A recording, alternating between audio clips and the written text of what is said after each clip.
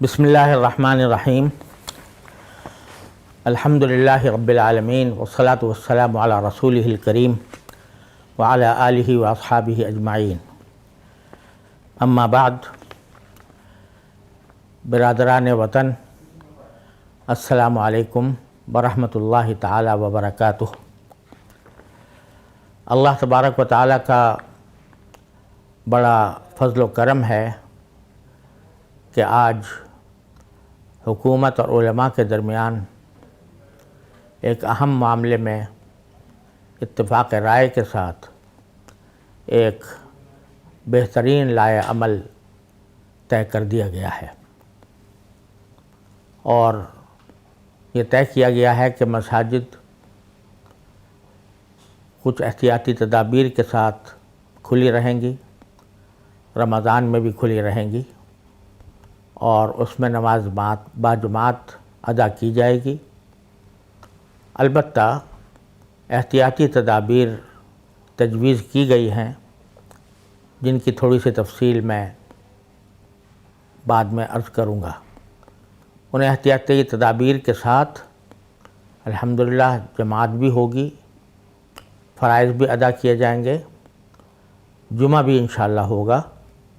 और तरावीह भी होगी। इस पर मैं अल्लाह तबारक व तआला के बाद उन तमाम हज़रात का तहे दिल से शुक्रिया अदा करना चाहता हूँ और उनको मुबारकबाद देना चाहता हूँ जिन्होंने इस लाए अमल को तय करने में कोई भी किरदार अदा किया। जनाब सदर आरिफ अलवी साहब का मैं शुक्रगुज़ार हूँ कि उन्होंने बड़ी दानिशमंदी के साथ इस मसले को हल किया और जो गलतफ़हमियाँ और मुग़ालते पाए जा रहे थे उनको बड़ी हिकमत के साथ दूर किया और एक ऐसा उलमाए किराम का इज्तिमा बुलाया जिसमें पाँचों सूबों, आज़ाद कश्मीर और इस्लामाबाद के वज़रा भी मौजूद थे, गवर्नर साहिबान भी मौजूद थे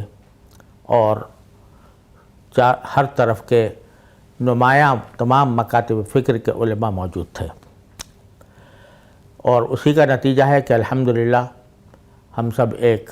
करारदाद पर मुत्तफ़िक़ हो गए। मैं वज़ीर मज़हबी उमूर जनाब डॉक्टर नूरुल हक़ क़ादरी साहब का भी शुक्रिया अदा करता हूँ जिन्होंने इस इज्तिमा को बेहतरीन तरीक़े से हैंडल किया। मैं गवर्नर सिंध जनाब इमरान इस्माइल साहब का और बाकी चारों सूबों के गवर्नर साहिबान का, वफाकी और सूबाई वज़रा का, तमाम उलमाए किराम जो इस महफ़िल में हाज़िर हुए और तमाम डॉक्टर साहिबान जिन्होंने इन एहतियाती तदाबीर के मुदव्वन करने में मदद फरमाई, मैं उनका तहे दिल से शुक्र अदा करता हूँ और पूरी कौम की तरफ से वो खराज तहसीन के मुस्तहिक़ हैं। अब चूँकि ये एहतियाती तदाबीर शाये कर दी गई हैं, सोशल मीडिया पर भी वायरल हो गई हैं, तो सब के सब उससे पूरी तरह बाखबर हो चुके हैं। इसके बाद अवाम, उलमाए किराम और अइम्मा इज़ाम जो मसाजिद के अइम्मा हैं और मसाजिद की इंतज़ामिया है, अब ज़िम्मेदारी उनके कंधों पर आ पड़ी है कि वो इन एहतियाती तदाबीर को मुकम्मल तौर से खुले दिल के साथ न सिर्फ अपनाएं और इख्तियार करें बल्कि उसके रास्ते में जितनी कोई रुकावटें हैं उनको दूर करने की पूरी कोशिश करें। आवाम को भी चाहिए कि अब बिला वजह शुकोक व शुबहात का शिकार होने के बजाय अपने मसाजिद के अइम्मा से ताउन करें और जिस तरह वो सफ़बंदी को कहें उस तरह सफ़बंदी करें और हत्तल इम्कान अपने उन तमाम तदाबीर को इख्तियार करें जो इस एलामिया के अंदर बयान की गई हैं। अगर खुदा ना करे इन तदाबीर पर अमल न किया गया और उसकी वजह से खुदा ना करे कोई नुकसान हुआ تو اس کا بوال اس بات پر ہوگا کہ ہم نے ان احتیاطی تدابیر کی پابندی نہیں کی۔ ہمیں ایک منظم قوم ہونے کی حیثیت سے اس بات کا مظاہرہ کرنا چاہیے کہ الحمدللہ ہم اپنے عبادات پورے جذبہ ایمانی کے ساتھ، لیکن ساتھ ساتھ پورے نظم و ضبط کے ساتھ انجام دینے کے لائق ہیں۔ یہ ہماری خوش قسمتی ہے کہ الحمدللہ ان احتیاطی تدابیر کے ساتھ ہم مسجدوں کے اندر جائیں گے، نماز باجماعت کریں گے، جمعہ پڑھیں گے، تراویح پڑھیں گے، اور اس وقت شاید یہ فخر، یہ شرف صرف پاکستان کو حاصل ہے کہ اس میں ان چیزوں کا پورا اہتمام ہوگا۔ لیکن یہ اس کی کامیابی اسی وقت ممکن ہے جب ساری قوم اپنی ذمہ داری محسوس کر کے ان تمام احتیاطی تدابیر کو سنجیدگی کے ساتھ لے اور اس کا مظاہرہ کرے کہ وہ ایک منظم مسلمان قوم ہے۔ تو اللہ تعالیٰ کے فضل و کرم سے مجھے امید ہے کہ اگر ان احتیاطی تدابیر کے ساتھ ہماری نماز باجماعت اور جمعہ اور تراویح جاری رہے گی تو انشاءاللہ میں اللہ تعالیٰ کی رحمت سے امید کرتا ہوں کہ یہ وبا کو دور کرنے کا ایک بہت بڑا ذریعہ ثابت ہوگی، کیونکہ وبا جو کوئی آتی ہے وہ اللہ تعالیٰ کی مشیت سے آتی ہے،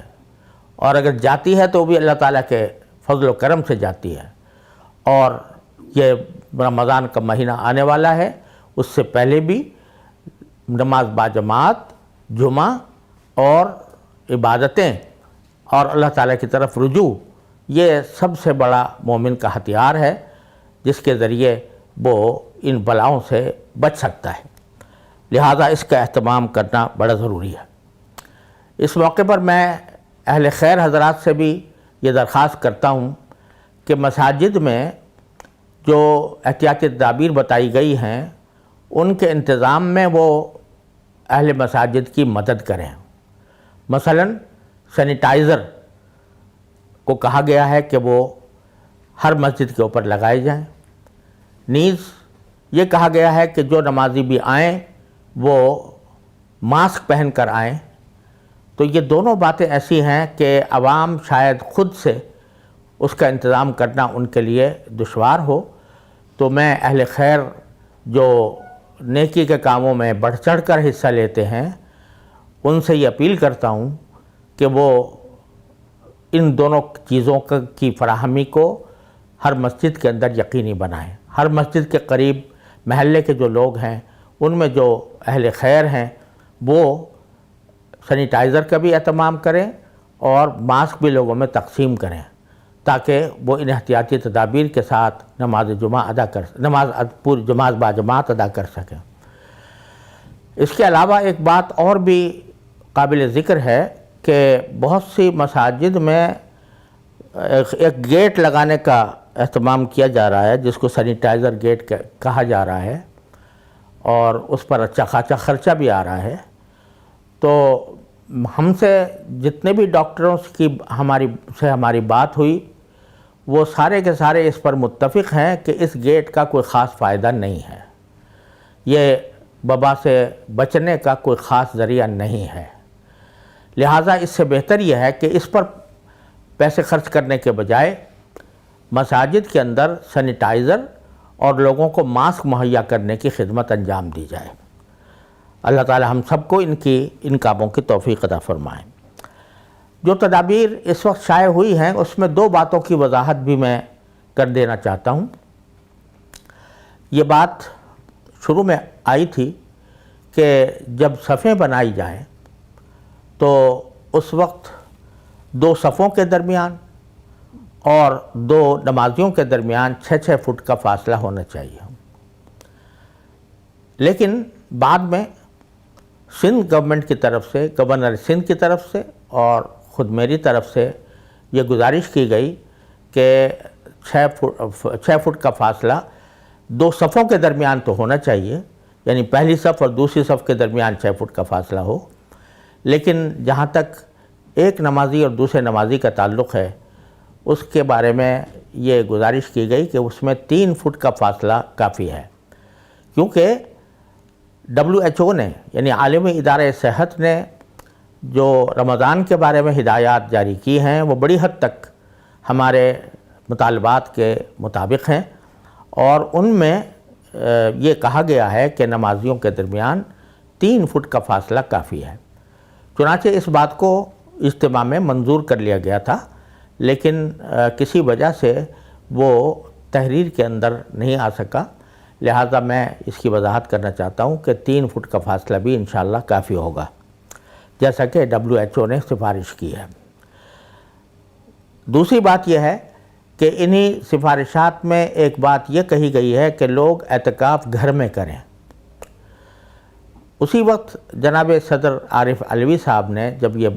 لفظ بولا تو پھر بعد میں اس کی وضاحت فرمائی تھی، وہ یہ کہ مسجدوں میں اجتماعی اعتکاف نہ ہو۔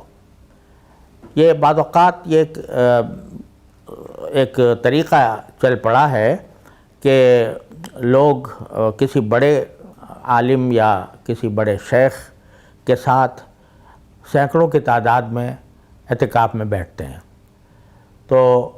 وہ جو اجتماعی اعتکاف ہوتا ہے اس میں ان تمام رعایتوں کا لحاظ نہیں رکھا جا سکتا جو تجویز کی گئی ہیں۔ اس لیے مقصد یہ ہے کہ اجتماعی اعتکاف نہ ہو۔ مردوں کا اعتکاف گھر میں نہیں ہوتا، عورتیں کر سکتی ہیں لیکن مردوں کا اعتکاف گھر میں نہیں ہوتا، لہٰذا مقصود کو سمجھ لینا چاہیے کہ مقصود یہ ہے کہ اجتماعی اعتکاف سے لوگوں کو روکا جائے، اور البتہ مناسب فاصلوں کے ساتھ، اور ایسے کہ سوشل ڈسٹینسنگ کا جو تصور ہے وہ باقی رکھتے ہوئے اگر اعتکاف کیا جائے تو اس کی ممانعت نہیں ہے۔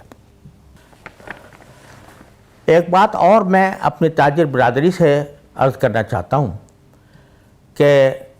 لاک ڈاؤن کے دوران ان کے کاروبار بالکل ٹھپ رہے، اور اس کا نقصان سب لوگوں نے اٹھایا۔ اب انشاءاللہ رفتہ رفتہ مختلف کمپنیوں کو، مختلف تجارتوں کو اجازت دی جا رہی ہے، کچھ کو دے دی گئی ہے، تو اب جب وہ تجارت شروع کریں تو براہ کرم اس میں اپنے طرز عمل کو بدل کر، اپنے طرز عمل پر نظر ثانی کر کے اس بات کا پورا لحاظ رکھیں کہ جو اس تجارت کے شرعی اصول ہیں، دیانت، امانت، دھوکے سے بچنا، رشوت ستانی سے بچنا، اور لوگوں کو تکلیف میں ڈالنے سے بچنا، یہ سارے امور ہیں جو جن کی وجہ سے ہم پر اللہ بچائے یہ وبا مسلط ہوئی ہے۔ اب اگر یہ تجارتیں کھلتی ہیں تو ان کو ہر قسم کی بددیانتی سے، ہر قسم کے کرپشن سے، ہر قسم کی دھوکہ دہی سے بالکل پاک ہونا چاہیے۔ اور اسی طرح میں میڈیا سے اور ذرائع نشر و اشاعت سے بھی اپیل کرتا ہوں کہ براہ کرم وہ اللہ تبارک و تعالیٰ کے اس انعام کو سمجھتے ہوئے وہ اپنے طرز عمل پر نظر ثانی کریں، اور عریانی، فحاشی، بے دینی، ان چیزوں کو میڈیا کے ذریعے یا ذرائع نشر و اشاعت کے ذریعے پھیلانے سے مکمل گریز کریں، تاکہ اللہ تبارک و تعالی ہماری توبہ قبول فرمائے اور ہمیں اس وبا کی آزمائش سے عافیت کے ساتھ نکال دے۔ آخر میں اپنے ان تمام رفقا کا تہہ دل سے شکریہ ادا کرنا چاہتا ہوں جنہوں نے اس نتیجے تک پہنچنے کے لیے جو مہم چلائی گئی تھی اس میں کسی بھی طرح حصہ لیا۔ خاص طور پر مندرجہ ذیل علماء کرام ہیں جن کا اس اعلامیہ کی تیاری میں اور مطالبات کی تیاری میں بڑا حصہ ہے۔ اس میں حضرت مولانا مفتی محمد رفیع عثمانی صاحب رئیس الجامعہ جامعہ دارالعلوم کراچی، حضرت مولانا فضل الرحمان صاحب امیر جمعیت علماء اسلام جنہوں نے ٹیلی فون کے ذریعے ہمیں اپنے آراء سے مستفید فرمایا، حضرت مولانا ساجد میر صاحب جو جماعت اہل حدیث کے امیر ہیں، انہوں نے بھی ہمیں ٹیلی فون سے اپنی رائے کا اظہار فرما کر ممنون فرمایا۔ جناب لیاقت بلوچ صاحب جماعت اسلامی کے، ان کے بھی ہم ممنون ہیں کہ انہوں نے ٹیلی فون پر ہماری رہنمائی فرمائی۔ حضرت مولانا مفتی منیب الرحمان صاحب تنظیم المدارس پاکستان کے جنرل سیکرٹری، وہ اس ساری مہم کے اندر پیش رہے۔ اسی طرح جناب مولانا محمد حنیف جالندھری صاحب جو وفاق المدارس عربیہ کے ناظم اعلیٰ ہیں، انہوں نے بھی ہمارے اجتماع سے فون پر گفتگو کی اور بڑی فعالیت کے ساتھ اجتماع کے آراء سے نہ صرف اتفاق کیا بلکہ اس کے بارے میں انہوں نے دوسرے علماء کرام سے بھی رابطہ کیا، اور انہی کے رابطے کے ذریعے مولانا علامہ نیاز نقوی صاحب جو رابطۃ المدارس الشیعہ کے نمائندے ہیں اور تنظیمات مدارس کے رکن ہیں، ان سے بھی اور دوسرے علماء کرام سے بھی انہوں نے رابطہ کر کے ان کا اتفاق اور ان کی تائید حاصل کی۔ اللہ تعالیٰ ان سب حضرات کو بہترین جزا دنیا و آخرت میں عطا فرمائے۔ اور اسی طرح میں حضرت مولانا ڈاکٹر سید عبدالرزاق صاحب کے صاحبزادے، ان کا شکریہ ادا کرنا چاہتا ہوں۔ مولانا ڈاکٹر عادل خان صاحب جامعہ فاروقیہ، مولانا عبدالوحید صاحب رابطۃ المدارس پاکستان، مولانا شیخ محمد سلفی صاحب وفاق المدارس سلفیہ، مولانا شاہ اویس نورانی صاحب جمعیت علماء پاکستان، مولانا امداد اللہ صاحب جامعۃ العلوم اسلامیہ علامہ بن نوری ٹاؤن، مولانا محمد یوسف قصوری صاحب مرکزی جمعیت اہل حدیث، مولانا راشد محمود سومرو صاحب جمعیت علماء اسلام،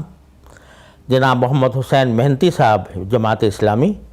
مولانا عبید اللہ صاحب تنظیم علماء پاکستان،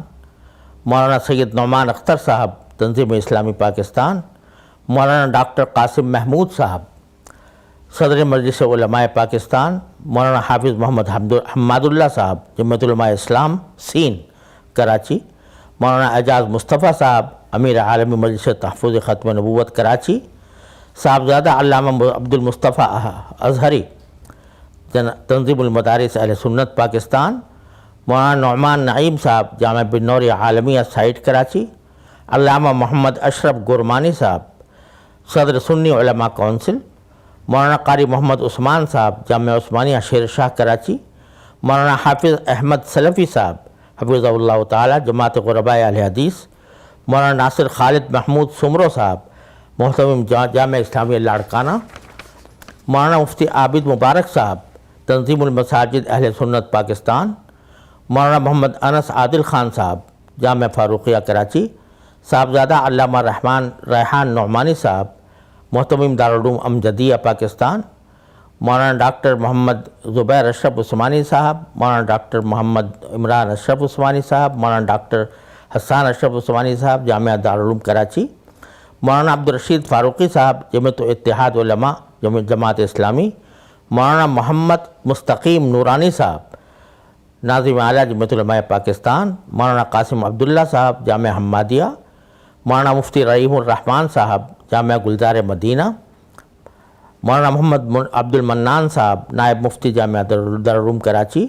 مولانا مفتی نذیر جان نعیمی صاحب دارالعلوم مجددیہ نعیمیہ، مولانا عبدالستار مدنی صاحب جمعیت علماء اسلام نظریاتی،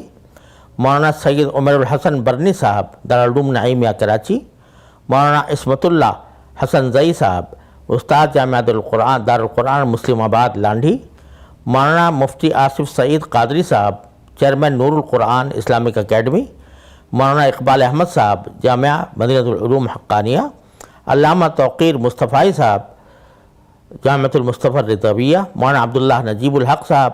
جامع مسجد بیت المکرم کراچی، مولانا مفتی محمد غوث صابری صاحب جمعیت علماء پاکستان،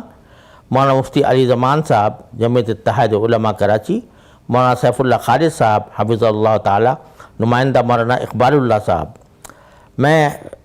ٹیلی فون پر جن حضرات سے ہمیں رہنمائی حاصل ہوئی ان میں ایک نام میرے ذہن سے نکل گیا تھا،